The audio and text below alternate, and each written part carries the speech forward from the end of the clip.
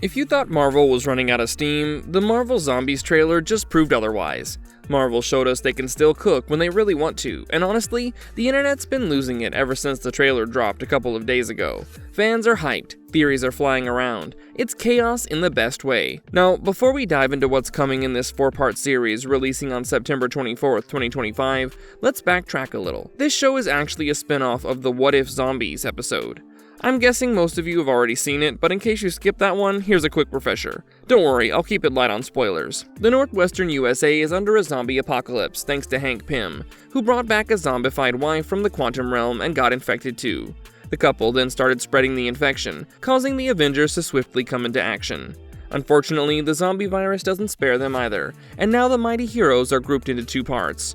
One, the superpowered heroes now turned into zombies, which included Tony Stark, Wong, Doctor Strange, Captain America, Hawkeye, and even Falcon, and the other gang, composed of Spider-Man, Hulk, Winter Soldier, Okoye, and others, who are trying to resist the rogue Avengers and find a cure. Meanwhile, Wanda Maximoff is also an undead who's held captive by Vision because she's interfering with the powers of his Mind Stone. But why?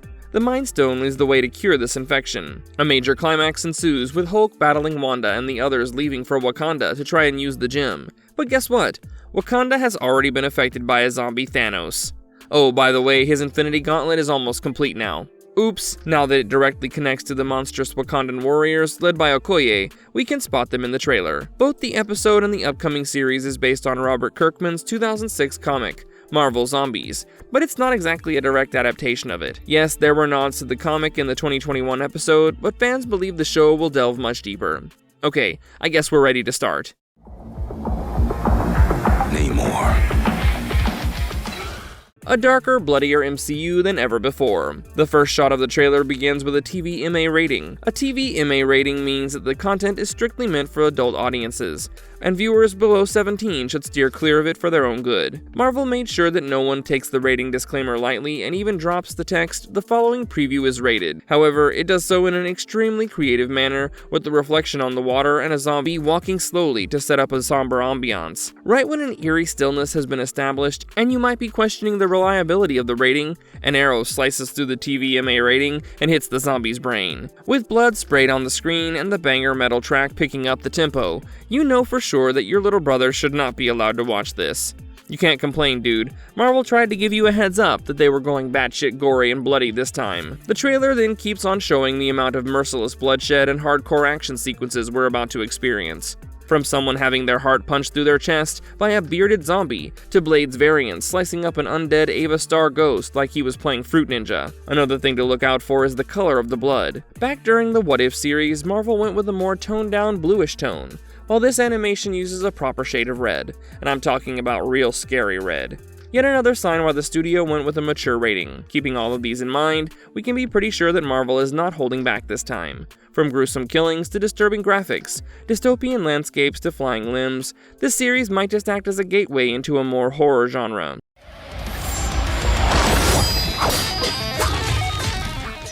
The rise of Blade Knight, a fusion hero. Okay, so if you managed to make Blade look this good in animation, why is his movie taking so long? Anyway, we have to make do with what we've got for now. At least the famous Daywalker vampire has made his debut in the MCU, albeit as an intriguing variant. The Blade we get to see is actually a combination of Eric Brooks and a physical manifestation of Khonshu, aka Black Knight. So what do we get? A Blade Knight. Damn, that's going to be a threat to behold.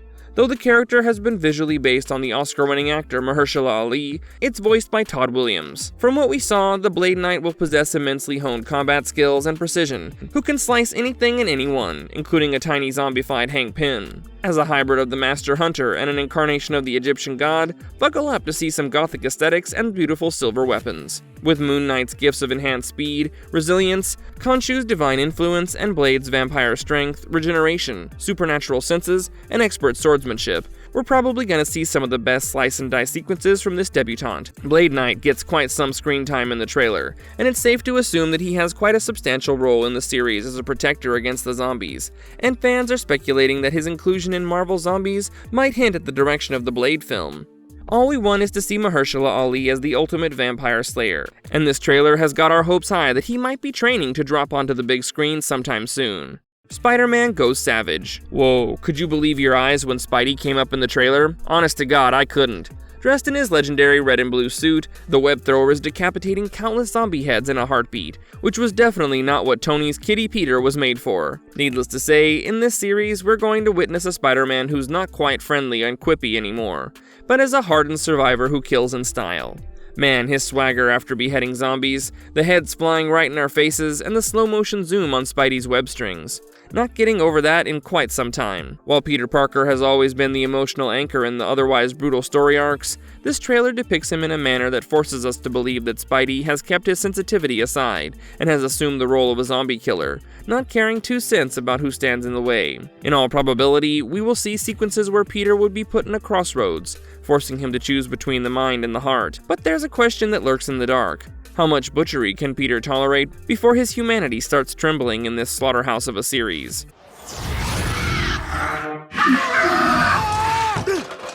Scarlet Witch as the big bad. Wanda Maximoff has already shown us how horrific she can be, even in a non-zombie form.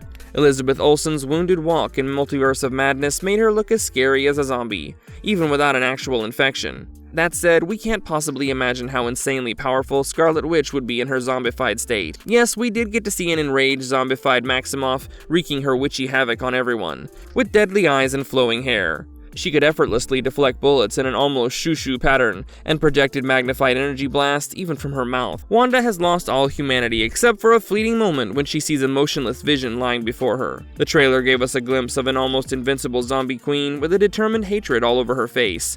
She now seems like someone who's clenching her fists with raw power, ready to challenge everything and everyone. I guess we can expect Wanda to be one of the central antagonists in the series, who's amplifying the zombie plague. Also, I'm sure you noticed the zombies, including the undead superpowered heroes, have red glowing eyes. This might be an indication that Wanda is now the leader of this deadly force, making all of them dance on her fingertips with just chaos magic. That explains the zoom on Wanda's hands, and also clarifies how what appears to be the Asgardian army has been turned. Moreover, a zombie even slightly resembles Heimdall, and the trailer shows the back of a long-haired blonde, possibly Thor, facing Scarlet Witch and her army with red weapons. Most likely the location is the Gates of Eternity, further hinting at the fact that Wanda is at the top of this devil's pyramid. Shared battlefield. Remember Jon Snow's iconic moment from the Battle of the Bastards? Well, you can spot someone in a similar fashion in the trailer, standing resolutely, and though I initially thought it to be Blade, the armor design and sword style pointed to it being Black Knight. This added an intricate medieval flair amidst this massacre. Curiously enough, Kit Harington appears in the Eternals as Dane Whitman, who hasn't yet embraced his heroic side. Black Knight's heroic stand highlights the scale of the conflict, and it's possible that Black Knight, Spider-Man, Blade Knight, and the other heroes are fighting together within the same massive battlefield. Or there's a chance that they're tackling different zones of the warfront. Given that we indeed saw Thor, his place is slightly apart. However, the rest are expected to have each other's backs while fighting one huge zombie army, as we can infer from the weapons, debris, and background details. In the sky, you can spot what looks like Asgardian ships, suggesting that various forces, both terrestrial and divine, are about to come together on this battlefield. It's possible that these aerial units are there to suppress the infection, or to support the hero's struggle against the undead. Or maybe they contain hordes of zombified Asgardian army. The chaos of the scene hints at a sprawling, multi-tiered confrontation, and we might get to see heroes temporarily forced to form unlikely allies to fight the threat at hand. Most likely, we'll find echoes of the endgame final battle in this one, but with a more horror twist. Familiar faces returning as zombies. Endgame wiped the hope of ever seeing some of your favorite heroes sharing the same screen. As a matter of fact, I even missed Thanos. Marvel Zombies have somewhat catered to our yearning and brought back familiar faces like Captain America, Spider-Man, Doctor Strange, and Hawkeye among others, all on the same screen but not necessarily on the same team. However, the sadness of the new heroes like Shang-Chi, Yelena, Ms. Marvel, and Kate Bishop not being able to meet each other, or even the veterans like Daredevil and Scott Lang not getting a chance to team up with these young warriors in the MCU, have been curbed a little because the trailer assures us that endlessly familiar faces are about to return in this series. Be it picking up characters from comic books and painting them on the screen after years like Abomination or Black Knight, this animated series is going to be a major nostalgia trip for Marvel lovers. However, with so many big-shot heroes coming together, with many of them turned into zombies, fans can expect sudden twists in their powers, like in the comics, and some boss-level fight scenes. The survivors lineup. If you've picked out who the survivors are in this trailer, you've probably screamed at the possibility of the Thunderbolts and Young Avengers teaming up against some of the iconic veteran heroes. They'll hopefully also cross paths and ally with some old-timers like Black Panther, Spider-Man, and Ant-Man. Yelena, Red Guardian, and Ghost represent the Thunderbolts team, while we have Kate Bishop, Shang-Chi, and Jimmy Woo as the new fighters. Each one of them brings some unique abilities to the table. Yelena with her spy and hand-to-hand combat techniques, Shang-Chi with his martial arts, Kate's archery skills, and Jimmy's knowledge as a secret agent. This multi-talented ensemble might pull some previously unseen tricks. Moreover, it might also serve as a test run for Marvel's new generation alliances post-Avengers Secret Wars, since the studio has already been planning to introduce new heroes in a soft reboot kind of manner. Brutal deaths and no plot armor. Given it's just going to be a 4-shot series which has already shown heads popping, bodies being split and insides falling, and blood getting thrown around like confetti, we have to be ready to witness some shocking deaths. Even if the series loosely follows Robert Kirkman's unpredictability in the comics, be prepared to witness the demise of some of your favorite characters. A zombie Hank Pym is already dead in the trailer, but that doesn't mean the uninfected valiant heroes might have magical battle armor that will save them. Oops, the magic pun got a bit dark here. It's going to be a roller coaster ride where anything can happen. The metahumans might carry the blood of their friends in one hand, while wielding the power to strike down villains with the other.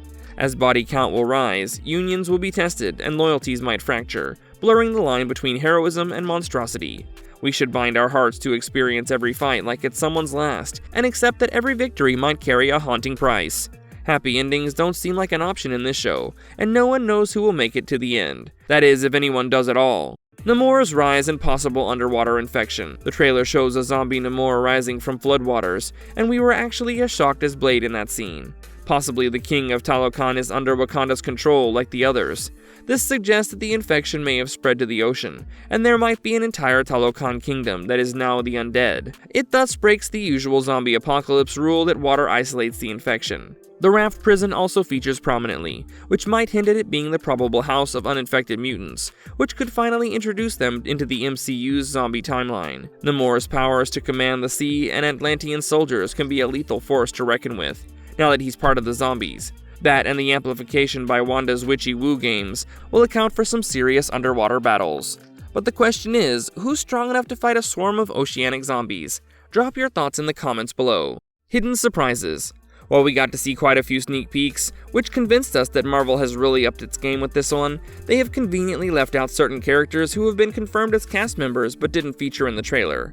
These characters include Ironheart, Riri Williams, Captain Marvel, Carol Danvers, Valkyrie, and the US agent John Walker. At max, they have been very subtly teased in the video for now, leaving plenty of hidden Easter eggs for fans to speculate on. Their direct shots or close-ups ensure that Marvel is saving up for some big surprises, which include even the Skrulls joining the party. Concept art also shows a zombified Icarus from Eternals and indicates that Captain Marvel will enter the show as an undead. Indeed, we'll see a lot more heroes and foes than what the trailer revealed, but I'm curious to know in what capacity these figures will be added to the show. Who will be on the fighting team, and who else will contract the infection. Adding to our wild-running curiosity is the trailer soundtrack. From Me to You by Japanese band Baby Metal. Its lyrics, which go something like, "I know you're scared cause you're running for cover. Is there a virus infecting your system that will make you one of us?" Think of this from the perspective of a zombie, which substantiates the idea that they will be trying to induct more heroes into their ranks and enhance their sense of looming danger. Seeds for the future of Marvel animation. Honestly, the trailer is masterfully edited and skyrocketed our expectations for this series. Really hoping it turns into a successful venture, because if it does, we might be in for more mature TVMA animated projects from the Marvelverse, similar to Deadpool Kills the Marvel Universe. Moreover, there are prospects that Marvel Zombies might connect back to What If Season 3 and pave the way to opt for more live-action, horror-themed films like Blade or The Midnight Suns. This series is basically Marvel's way of testing the water for darker and grittier storytelling, and if it becomes a hit, then such adult-oriented narratives might climb above the animated depictions into the broader cinematic canon.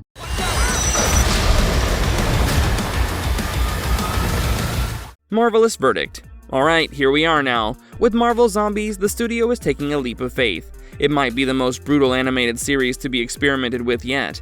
Packed with gore, undead Avengers, and rookie heroes, they're definitely going for a riskier tale.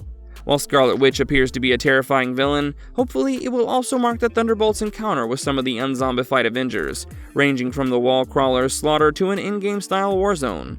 We're set to experience unlimited action and a panic outbreak. Know one thing, when it hits Disney Plus this September, no one is safe.